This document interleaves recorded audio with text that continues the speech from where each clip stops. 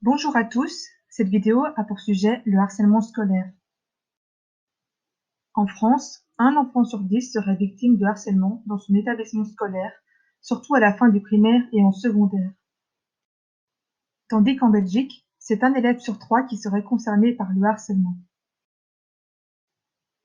Mais c'est quoi au juste le harcèlement scolaire?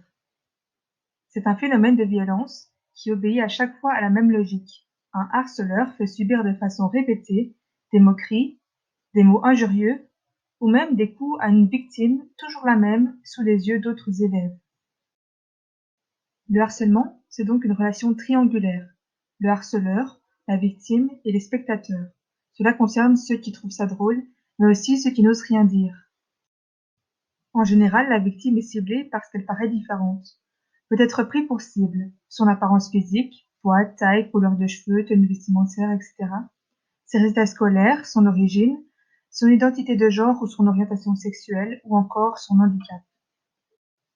Dans la moitié des cas, le harcèlement se prolonge aussi sur les réseaux sociaux. Un enfant harcelé n'est donc jamais tranquille.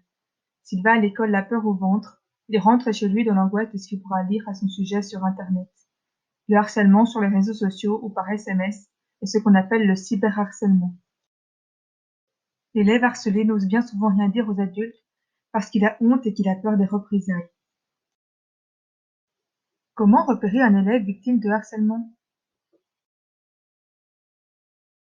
L'élève harcelé est en grande souffrance.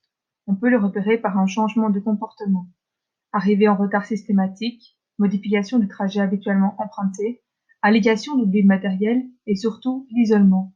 Des absences peuvent aussi apparaître. Apparaissent ensuite les signes de souffrance psychique, troubles du sommeil, de l'alimentation, somatisation anxieuse, irritabilité, chute des résultats scolaires et les absences sont plus fréquentes.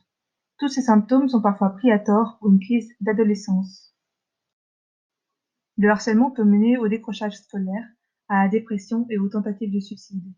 Si tu as été témoin d'une situation de harcèlement ou que tu en es victime, parle-en à un adulte de confiance ou appelle le 0800 95 580. La première façon de combattre le harcèlement, c'est déjà d'en parler.